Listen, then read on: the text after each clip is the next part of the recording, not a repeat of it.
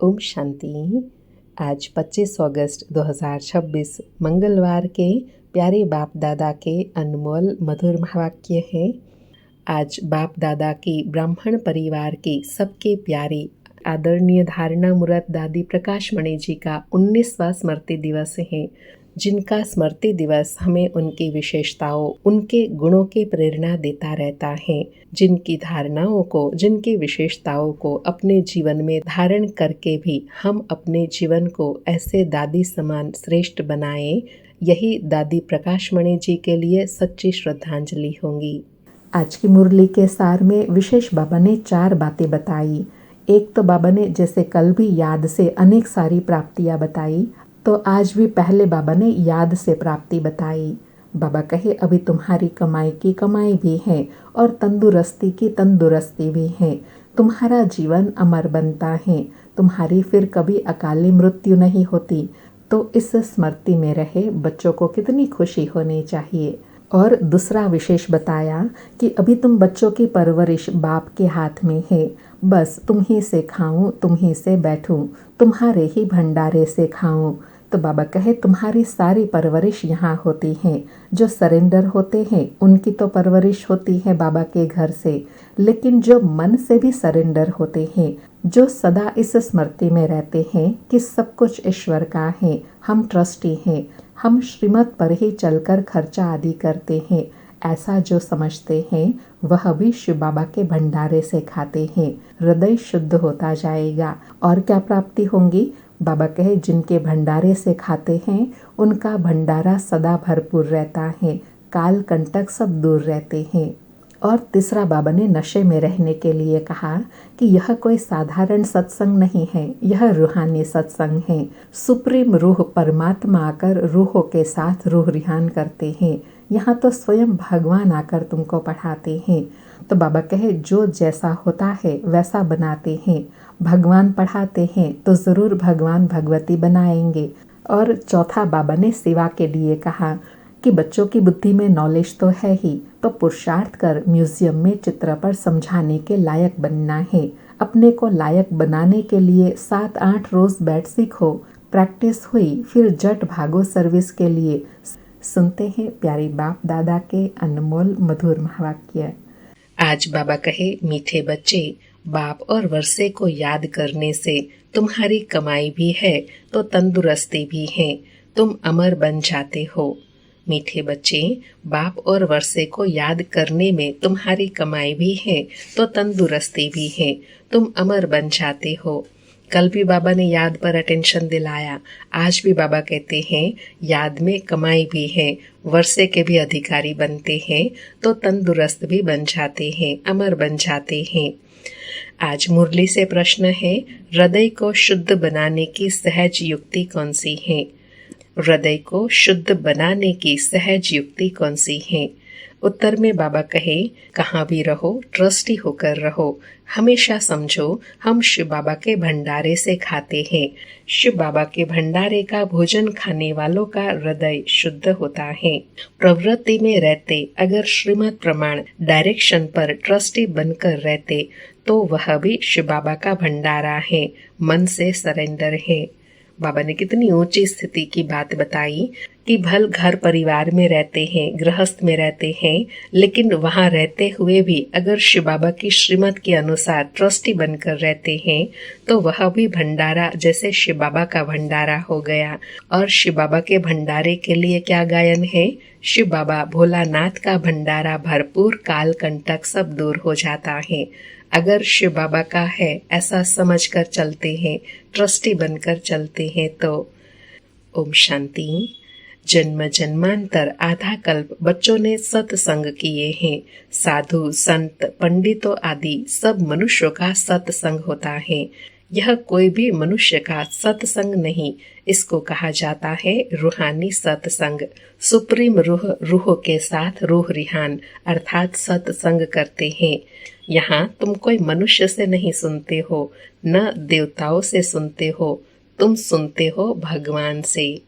बाबा मुरली सुनने की विधि बता रहे हैं तो नशा भी दिला रहे हैं और स्मृति भी दिला रहे हैं कि हम किनके सन्मुख बैठे हैं, किनके सत्संग में बैठे हैं? रूहानी सत्संग में, जहाँ स्वयं भगवान बैठे हैं, जिनके साथ हम रूह रिहान करते हैं। बाबा कहे भगवान को हमेशा निराकार कहा जाता है और भगवान आते ही तब है जब बच्चों को भगवान भगवती बनाने के लिए पढ़ाना है। भगवान और भगवती का पद सिवाय भगवान के कोई दे न सके। बाबा कहे यह तो अंडरस्टूड है। जैसे बैरिस्टर बैरिस्ट्री की पढ़ाई पढ़ाएगा, ऐसे भगवान भगवान भगवती बनने की पढ़ाई पढ़ाते हैं।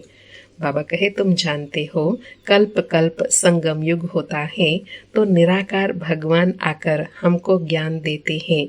यह भी सिर्फ तुम ही समझते हो, दूसरा कोई मुश्किल समझ सके। शिव बाबा आते हैं जरूर, परंतु उनके बदले श्री कृष्ण को गीता का भगवान कह दिया है तो जरूर सबकी बुद्धि में मनुष्य तन ही आता होगा। तुम ही देवी गुण वाले थे और अब आसुरी गुण वाले बने हो, फिर अब देवी गुण वाले बनते हो। देवी गुण वालों को ईश्वरीय संप्रदाय, आसुरी गुण वालों को आसुरी संप्रदाय कहा जाता है। अब निराकार बाप निराकार संप्रदाय अर्थात आत्माओं को पढ़ाते हैं, इसलिए कहा जाता है, क्या कहा जाता है? ईश्वरीय संप्रदाय अथवा रूहानी संप्रदाय, जिन्हें रूहानी बाप आकर पढ़ाते हैं। बाबा फिर नशा दिला रहे हैं कि तुम्हारी यह ईश्वरीय संप्रदाय रूहानी संप्रदाय को स्वयं भगवान आकर पढ़ाते हैं। बाबा कहे अभी तुम रूहानी अभिमानी बनते हो, हम आत्मा हैं, बाप हमको पढ़ाते हैं। कहते हैं मुझे याद करो तो तुम्हारे विक्रम विनाश होंगे। रूहों को ही पढ़ाते हैं, वही नॉलेज देते हैं और ऋषि मुनि आदि तो सब नेति नेति कहते गए, अर्थात हम रूह को नहीं जानते। जब तक वह ज्ञान सागर सन्मुख न आए तो ज्ञान कैसे समझाएंगे? यह अच्छी रीति समझने की बातें हैं। हमको कोई मनुष्य नहीं पढ़ाते हैं, हमको बाप पढ़ाते हैं। आज बाबा पक्का करा रहे हैं कि नशा भी रहे, स्मृति भी रहे कि हम किनके सन्मुख बैठे हैं? स्वयं भगवान के सन्मुख।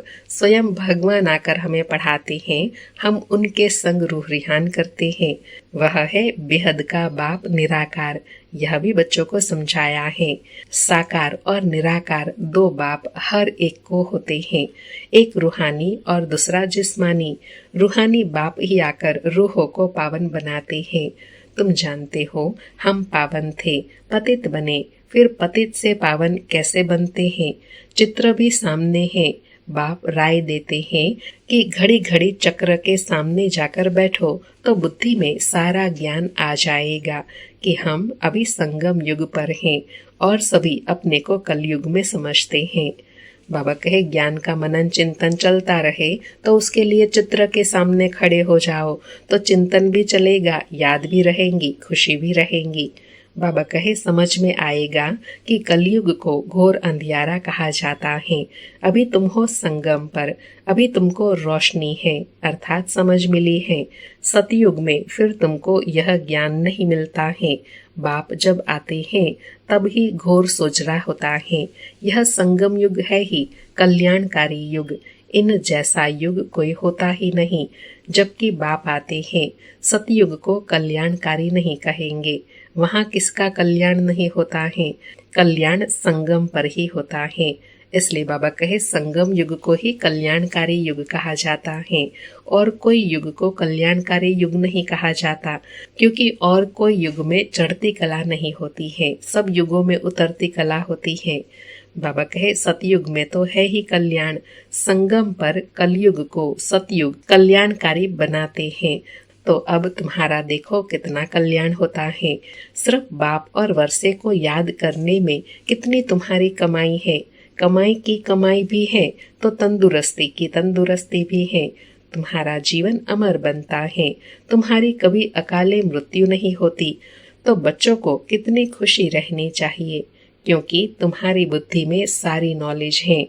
बाबा कहे यहाँ तुम बच्चे आते हो तो पुरुषार्थ कर म्यूजियम में चित्रों पर समझाने के लायक बनना चाहिए। अपने को लायक बनाने के लिए 7-8 रोज बैठकर सीखो। बाबा कहे प्रैक्टिस हुई, जट भागा सर्विस पर, सर्विस करके फिर लौट आए। यह सीखना तो बहुत सहज है। चित्र को सामने देखने से ही बुद्धि में आ जाता है कि हम संगम पर बैठे हैं। आज की दुनिया में बहुत मनुष्य हैं, कल बहुत थोड़े होंगे, इतने यह सब वापस जाने हैं।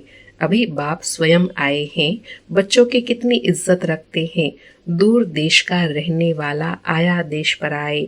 बाबा कहे रावण का देश पराया देश है ना, राम के देश में तो कभी रावण आ न सके।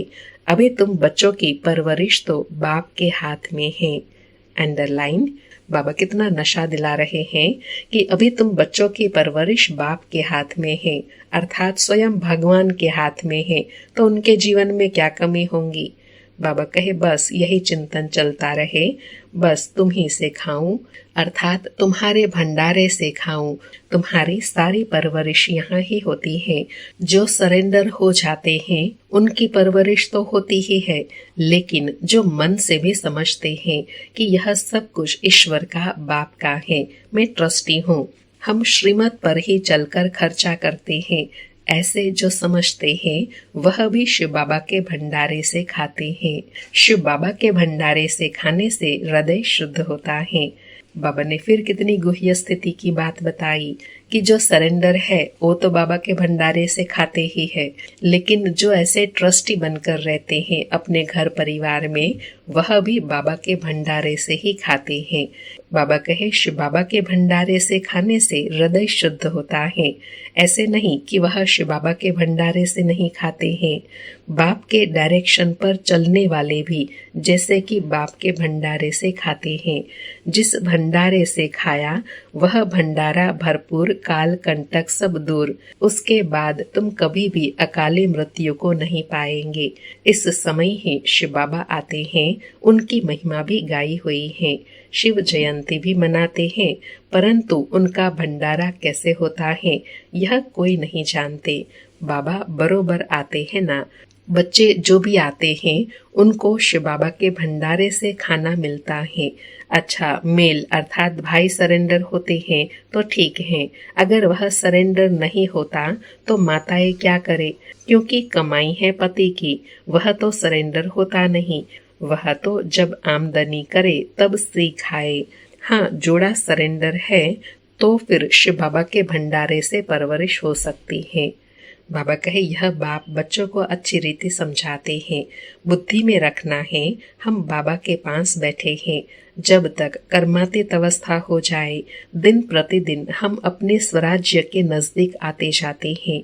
समय बीतता जाता है, तुम नजदीक आते जाते हो।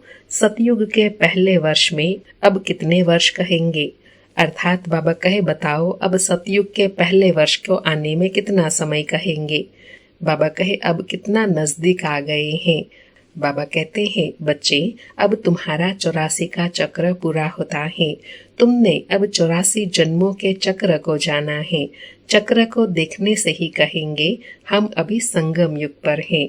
इस तरफ है कलयुग, उस तरफ है संगम युग। कल हम अपने सुखधाम में होंगे, दुनिया को पता नहीं है, वह तो बिल्कुल ही घोर अंधियारे में है। तुम बच्चों को बहुत खुशी होनी चाहिए। किस बात की? बेहद के बाप से हम 21 जन्मों की कमाई करते हैं, सदा सुख का वर्षा पा रहे हैं, यह खुशी रहती है। कौन सी खुशी में रहने के लिए कहा कि हमें स्वयं भगवान से, बेहद के बाप से हम 21 जन्म की कमाई कर रहे हैं, सदा सुख का वर्षा ले रहे हैं। बाबा कहे स्वर्गवासी बनना यह तुम्हारी ही तकदीर में है। स्वर्ग एक वंडरफुल चीज है, जैसे 7 वंडर्स दिखाते हैं ना, यह तो सबसे बड़ा वंडर है। कौन सा? स्वर्ग सबसे बड़ा वंडर है। बाबा कहे चित्र भी है वंडरफुल स्वर्ग के। यह लक्ष्मी नारायण स्वर्ग के मालिक थे, इसलिए बाबा ने लिखा था ऊपर में सूर्यवंशी का लिखो, उनके नीचे चंद्रवंशी का लिखो, तो आधा कल्प पूरा हो जाएगा। सूर्यवंशी चंद्रवंशी 1250 वर्ष, तो फिर लाखों वर्ष की तो बात ही उड़ जाए। वहाँ बाहुबल में कितना खर्चा होता है, यहाँ शुरू से लेकर अंत तक कुछ भी खर्चा नहीं होता है। यह तो बाप और बच्चों का हिसाब है, खर्चे की बात ही नहीं। यहाँ बच्चे आकर रिफ्रेश हो इसलिए मकान आदि बनाते हैं, बच्चों का ही पैसा है। सो भी कितने दिन तो पास हो गए, बाकी थोड़े दिन है, खर्चा कुछ भी नहीं। बाबा कहे तुम जीवन मुक्ति पाते हो बिगर कौड़ी खर्चे, इसमें सिर्फ मेहनत की बात है। भगवान को तो सब भगत याद करते हैं, परंतु यह नहीं जानते कि भगवान कौन है। भगवान को न जानने के कारण बहुतों को भगवान मान लेते हैं। अब तुम बच्चों को सच्चे बाप का परिचय देना है। बाबा कहे तुम बच्चों को अथाह खुशी रहनी चाहिए। बेहद का बाबा हमको पढ़ाते हैं स्वर्ग का मालिक बनाने के लिए। बाबा आकर स्वर्ग की स्थापना और नर्क का विनाश कराते हैं, इसलिए महाभारत लड़ाई भी साथ में है। हर 5000 वर्ष बाद यह चक्र फिरता है। बाप भी कल्प कल्प कल्प के संगम युगे आते हैं। गीता में भी उन्होंने फिर युगे युगे लिख दिया है। सो भी 5 युग हैं, 5 बार आए, फिर 24 अवतार फलाना अवतार क्यों लिख दिया है। बाबा कहे मनुष्य कितने यज्ञ तप तीर्थ आदि करते हैं, समझते हैं यह सब रास्ते भगवान से मिलने के हैं, परंतु भगवान के पास तो कोई भी जा नहीं सकते। आधा कल्प कितना माथा मारा है, जन्म जन्मांतर फेरे लगाए, यह किया, फिर भी बाप नहीं मिला। जिसको कहते हैं ना चारों तरफ लगाए फेरे फिर भी हरदम दूर रहे, अर्थात भगवान को पहचान न सके। क्यों? क्योंकि बाबा कहते हैं मैं स्वयं आकर अपनी पहचान देता हूँ। बाबा कहे अभी बाप तुम बच्चों के कितने नजदीक हैं, तुमसे बात कर रहे हैं, तुमको समझा रहे हैं, तुम समझते हो कल्प कल्प हूबहू हम ऐसे मिलते हैं, जो कुछ बीता कल्प कल्प होगा। बाबा स्मृति दिला रहे हैं कि तुमको इतना नशा रहता है कि हम बाबा के कितने नजदीक हैं, भगवान के कितने नजदीक हैं, आमने सामने हैं। वह हमको समझा रहे हैं, रास्ता दिखा रहे हैं। बाबा कहे तुम समझते हो कल्प कल्प हूबहू हम ऐसे मिलते हैं, जो कुछ बीता कल्प कल्प होगा वही दादा जौहरी होगा, फिर उसमें ही शिव बाबा प्रवेश करेंगे, फिर वही बच्चे आकर बाप के बनेंगे।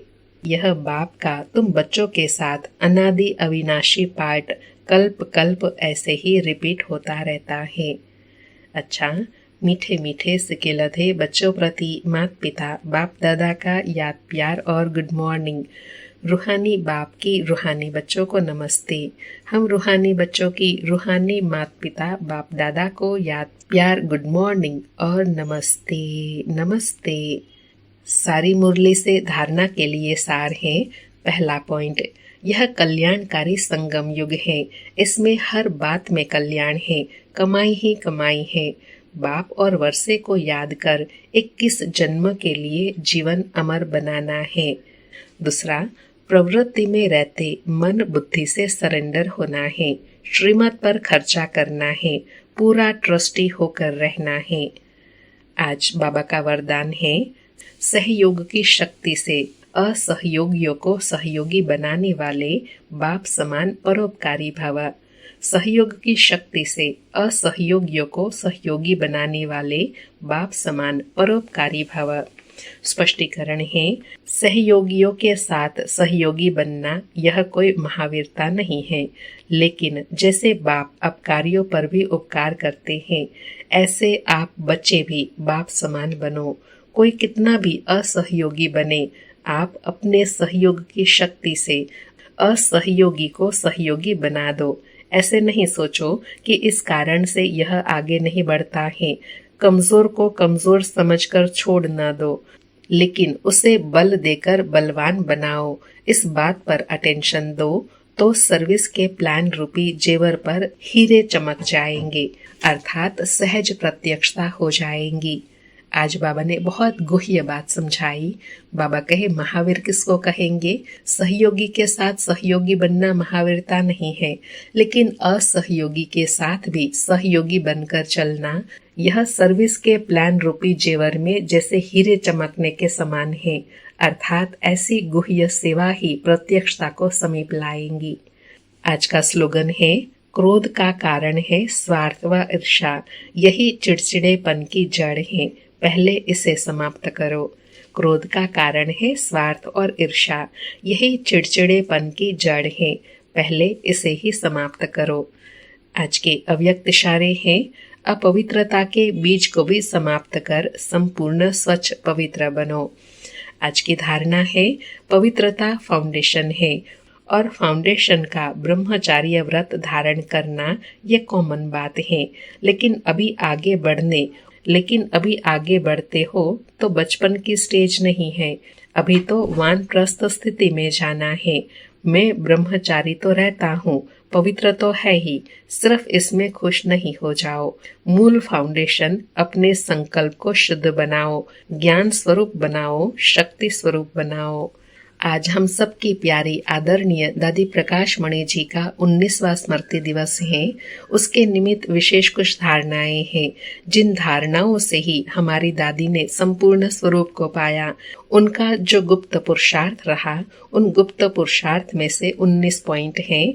उसमें से पहला पॉइंट है, दादी जी ने सब जवाबदारियां रिस्पॉन्सिबिलिटीज संभालते हुए लक्ष्य रखा कि मुझे सर्वगुण संपन्न, सर्व कलाओं में संपन्न, निर्विकारिता में भी संपन्न बन संपूर्णता की मंजिल को प्राप्त करना ही है। दूसरा पॉइंट है, दादी जी ने मन वचन कर्म से डबल अहिंसक बन सबको सुख दिया और सुख लिया। मनसा से भी किसी आत्मा को न दुख दिया और न दुख लिया। तीसरी धारणा है, दादी जी सदा एक बाप की ही आकर्षण में रही। उन्हें किसी भी पुरानी वस्तु, व्यक्ति व तत्वों ने अपनी तरफ आकर्षित नहीं किया। सदा एक बाप की याद में रहे, अपनी सूक्ष्म वृत्तियों को भी एकाग्र किया। चौथी धारणा है, सदा साक्षीपन की स्टेज में रहे, सदा साथी के साथ का अनुभव किया। उनकी दृष्टि वृत्ति में रूहानियत और अलौकिकता थी। उनके संस्कारों में इतनी रॉयल्टी थी जो उनकी आंख किसी में भी नहीं डूबी।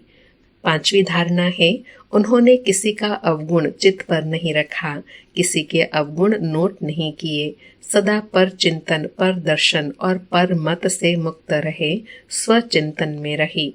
छठी धारणा है, दादी जी बाबा के समान सदा निर्माण रही, निराकारी और निरहंकारी स्थिति में रहने का अभ्यास किया।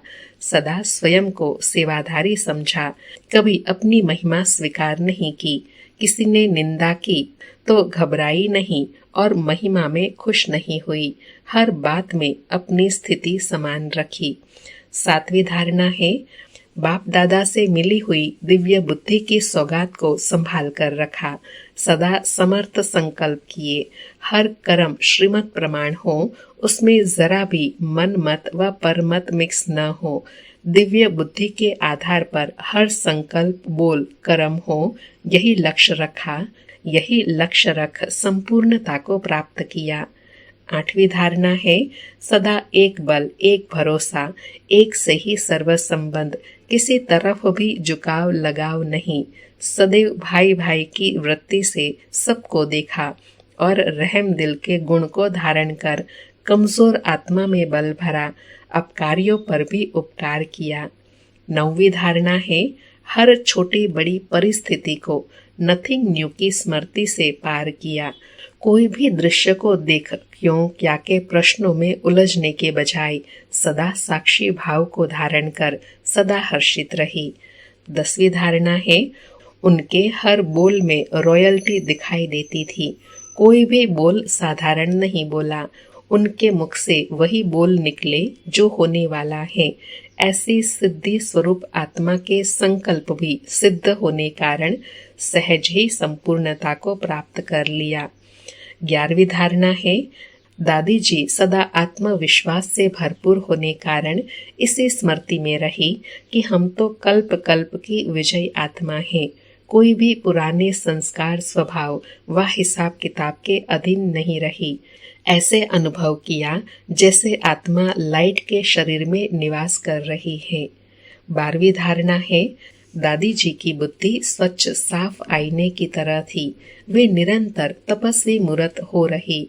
सदा यही स्मृति रही कि इस तपस्या से ही विश्व का कल्याण होगा, सुखमय संसार आएगा। 13वीं धारणा है, दादी जी ने अंतिम समय को सामने देखते हुए सदा स्वचिंतन किया। स्व उन्नति के लिए रोज अमृत वेले बाबा से मीठी मीठी रूह रिहान की। बाबा के महावाक्यों का गहराई से अध्ययन किया। बाबा के साथ बाबा की मुरली से अटूट प्यार रहा।